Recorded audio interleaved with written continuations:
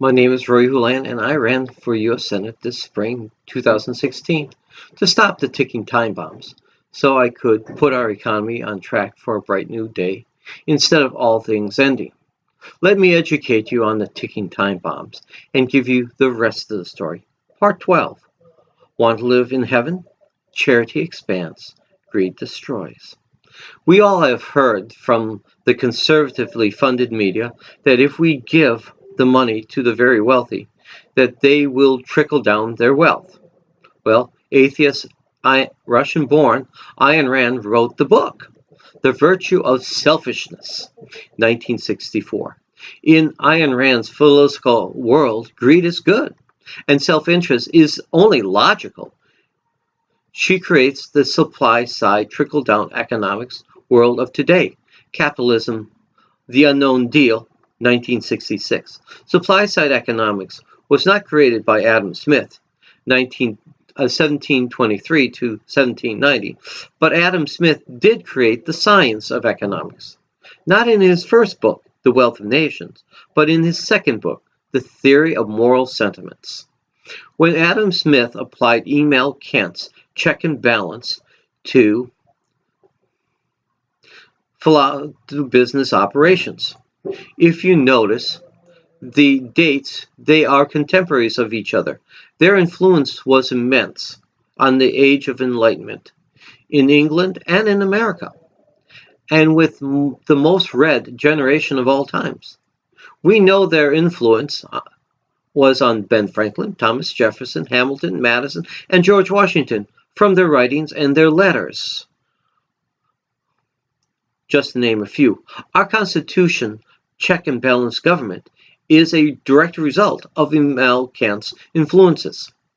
Ayn Rand is a philosopher, but her philosophy is not the real-world economic theory like Adam Smith's supply is equal to demand. Demand is a check and balance to supply. Without demand, there can be no supply. Today, in the real world, we have $1 trillion waiting for you folks to fail, so the very rich can get a great deal on the bones of the hardworking. A ticking time bomb against the hardworking folks of this country. I hear President-elect Donald Trump that we need to give the very rich more and more wealth with no strings because they are job creators. But as an economist who knows that NV equals PQ, I know that the poor are the 100%ers and the money waiting is 0%er. 0 times any number, no matter how big it is still 0, which helps explain our economy's low growth rate today. Why should I give the Randian rich, the zeros, any more tax deductions money without strings by lowering top-end taxes more and more? I don't hear is what does Jesus Christ say from the Donald. The Donald can't even quote the Bible. When asked, Jesus' hero was charitable. Charity expands. If you open your Bibles, you can read many examples of charity expands, including Matthew 20. For those who don't have a Bible to open, let me tell you a story from the King James Bible, my own. Matthew 20.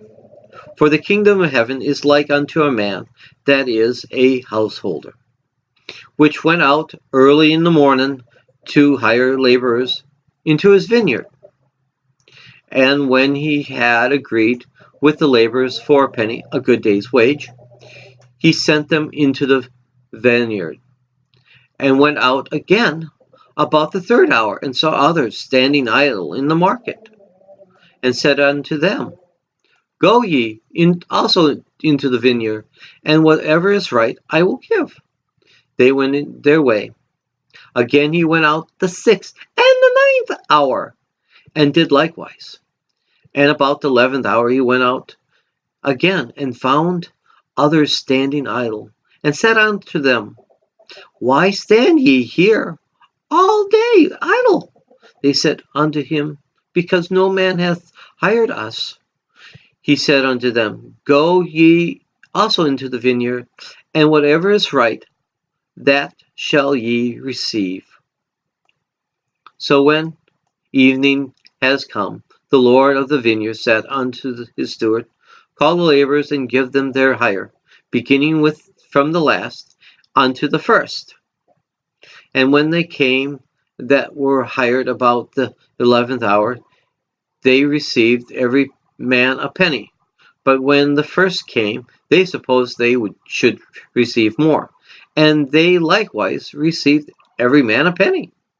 And when they received it, they murmured against the good man of the house, saying, These last have wrought but 1 hour, and thou hast made them equal to us, which have borne the burden of the heat of the day. But he answered one of them, and said, Friend, I do thee no wrong. Didn't thou agree with me for that penny? Take that is thine, and go thy way. I will give unto the last, even unto thee. Is it not lawful for me to do what I will with my own? Is thy eyes evil because I am good? So the last shall be first, the first last. For many be called, but few chosen. With Christmas Eve right around the corner, when God the Father gave us Jesus, he gave us three gifts in one. He gave us Jesus. He gave us Jesus' ministry and his wisdom, and he gave us Jesus' sacrifice, through which all folks could be saved, past, born, and yet born. Ayn Rand never got Jesus' logic. She professed an extreme type A mantra that excellence should not be hindered and only rewarded. She never understood the type B thinking of the owner. The owner realized he couldn't make everyone rich. No man can, or country can. Would you agree? But what he could do is make sure that everyone had enough money to eat by tomorrow, right? He could be charitable. He understood that charity expands. Have you ever wondered what happened the next day?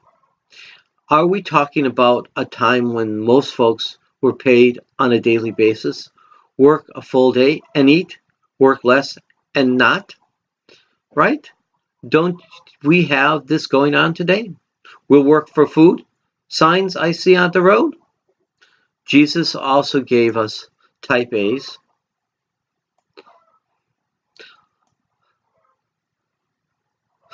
a jab. We type A's like to say, things go to those that hustle. Ayn Rand's quip, the meek may inherit the earth only after those that hustle get theirs first. The last will be first and the first last. How can that be? Have you ever thought that all recessions start with the poor and end with the poor? We type A's are pictures, but doesn't a picture frame hold up the picture for all to see? Type A's are the wings, but doesn't the wind beneath the wing produce the lift? The wing is nothing without the wind beneath it. Can you see the wind? No. The wind is so small that no one can see it. It is the invisible hand. But many small and seeming insignificant can come together, and they are those that raise the mighty. Gathered together, don't we feel the wind? Given focus, the wind can even blow down buildings. Doesn't strengthening the wind allow a wing to fly higher and higher? Isn't that why the faster the plane, the higher it can fly? What does Jesus say? Type A's, you'll go last, because all recessions start with the poor and end with the poor. The owner understood the importance of charity to business. By paying all well, all would be spending, and demand for his crop would go up. His crop would then fetch a higher price in the market, and he would make more. Charity expands. A government tax and spend system that doesn't promote charity is folly. That is one based on real world retail models. Businesses can invest their money either internally, like in their people, or externally, as in bankrupt and buy, or buy and bankrupt, or collapse to consolidate. External Investment destroys our business community, destroys our jobs, destroys our hardworking folks' wages, destroys business competition, destroys business opportunity, destroys our capitalistic system. History shows time and time again Jesus' policy to make the first last and last first. If you want a world without recession equals heaven on earth, is the correct path to follow. The Eisenhower administration did just that, which Ayn Rand ridiculed, and we had the greatest growth in the U.S. history during that period. If you don't want recessions to occur, you follow Jesus' path. We are not on that path today, a ticking time bomb. Will you help me put us back on this path? That is, if you truly believe in making the U.S. great again. Should we not do what Eisenhower did and create a charity expands government policy? You have a good and blessed Christmas day. Bye.